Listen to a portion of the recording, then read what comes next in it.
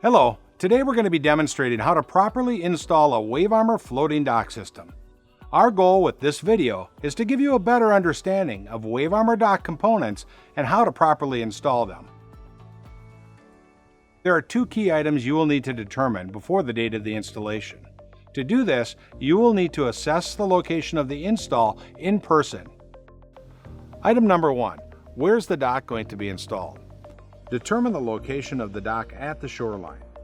It helps to use flags to mark the dock's desired location at the shore, especially if you're not going to be replacing an existing dock and there is not already a walkway to the dock. Item number 2. How will you get the product from the transit truck to the shorefront install location? You can do it in one of three ways. Option 1. Unload at the install location and then transport the load to the shorefront on land. Option 2. By barge. Option 3. Unload at a nearby landing and transport the product by floating behind a watercraft to the shorefront of the install location. This is the method we will be using today. Another factor to consider is how often the dock will be removed. With the dock owner, determine if the dock will be removed annually or frequently. This will determine which H-beams to use and where. H-beams are used when connecting dock sections together end-to-end or side-by-side. H-beams come in three sizes: 24-inch, 31-inch, and 50-inch. The 24-inch H-beams are used to connect 60-inch dock sections end-to-end and are commonly used in systems that are annually disassembled. They are much easier to retract than one 50-inch H-beam. The 31-inch H-beams are used to connect 40-inch dock sections end-to-end. The 50-inch H-beams can connect 60-inch dock sections end-to-end and are needed to connect all docks together in a side-by-side application.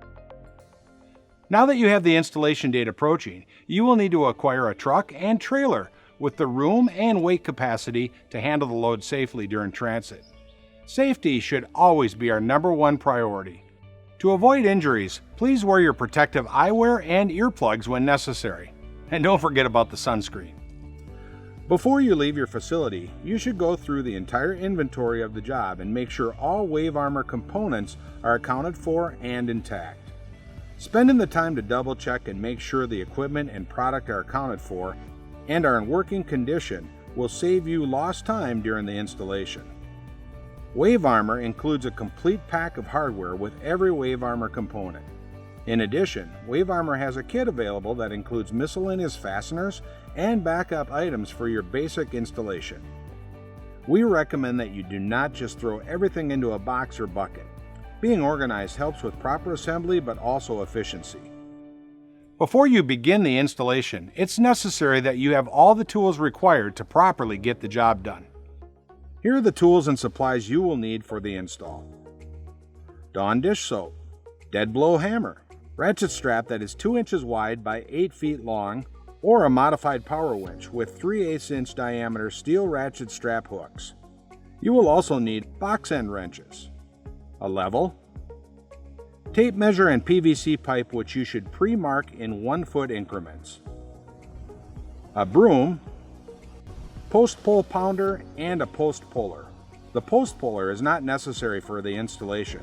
However, if you need to adjust the location of the dock or pipes either during the install or remove the dock, this will be required. Completing your list is a bandsaw, grinder, 1/4 inch impact driver with at least 2 fully charged batteries as well as the sockets to go with them, and pipes. Note, we recommend to the point of potential void of warranty that you use 2-inch Schedule 40 galvanized pipe in 21 foot length. Please do not pre-cut the pipe. Now that you have our WaveArmor product and the proper tools, let's get on with the installation. Step 1. Unload product and tools. Transport and unload product and tools to the install location. Step 2. Prepare the product. Place each item in order, including the post attachments and accessory attachments for each section, so they can be mounted during the assembly. Keep in mind, it's easier to mount attachments during assembly rather than after the dock is already assembled. That is why we recommend mounting attachments as you work if it is possible. Step 3. Start assembling. For most installs, you will begin working parallel to the shore. You will start assembling the end of the dock first and work piece by piece towards the section of the dock that will be on the shorefront. However, if you're installing in a location where there's limited shorefront, start assembling at the point where the dock will meet the shore. Begin with the furthest out section and move the dock out into the water as you assemble. Start connecting sections together using H-beams. Make sure the inserts of the H-beams are facing up.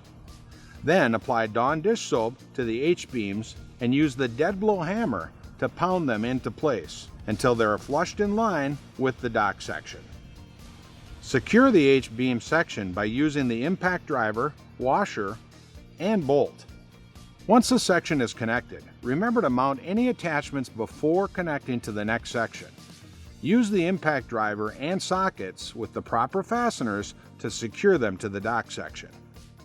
When you're connecting 2 or more sections together, use a modified power winch or ratchet strap to maneuver the sections into place while securing the H-beam. Start by pounding the H-beam into place on one of the dock sections. Then, attach one hook of the winch or ratchet strap to the outside corner of the dock section, and attach the other hook to the opposite side or opposite corner of the dock section you are connecting to.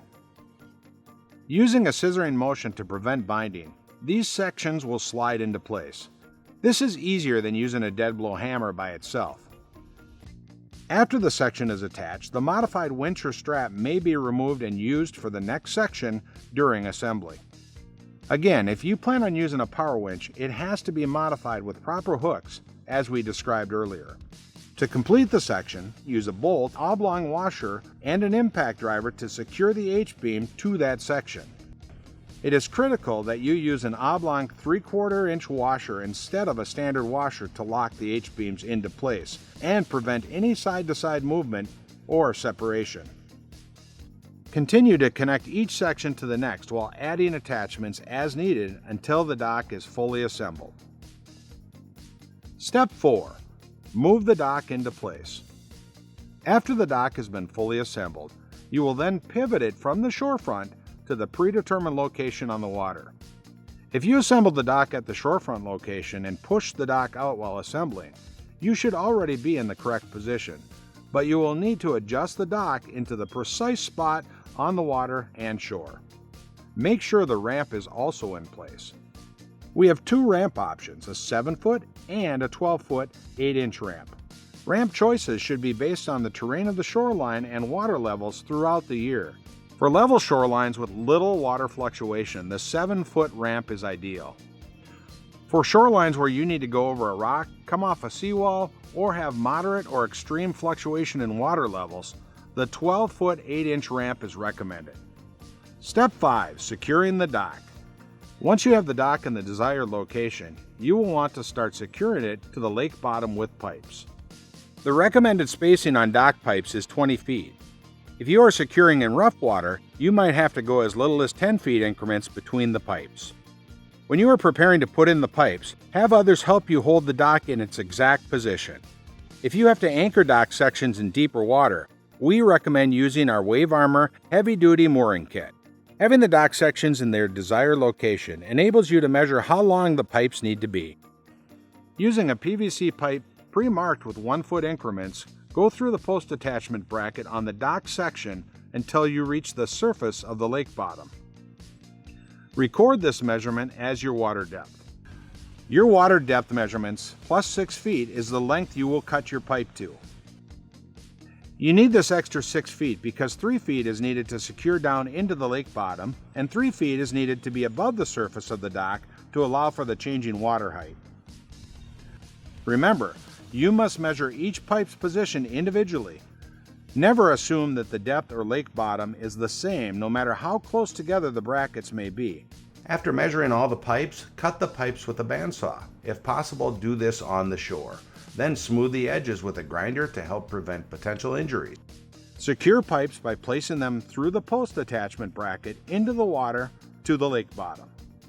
Make sure the pipes are at a 90-degree angle from the dock. Use a level to ensure that the pipes are straight. Next, use a post pounder to drive the pipes into the lake bottom. Continue to pound each pipe until there is 3 feet of pipe in the lake bottom and 3 feet of pipe above the dock. Make sure to double check your measurements by using a tape measure. If you used a bandsaw and grinder on the dock, remember to sweep off the metal shards on the deck with a broom. These shards can discolor and leave rust stains on the dock if left alone. Once all the pipes are embedded in the lake, the dock will be secure. Step 6. Assemble accessories. You can mount accessories like benches, watercraft ports, step-downs, or platforms to the attachments already secured into place during the dock assembly.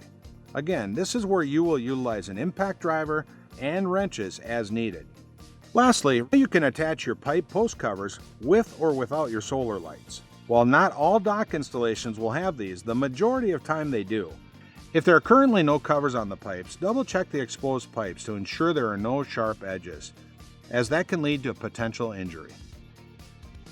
We just completed installing the best floating dock on the market. We hope this video was educational and something you can use when creating and installing your WaveArmor dock systems. Thank you for watching, and go WaveArmor!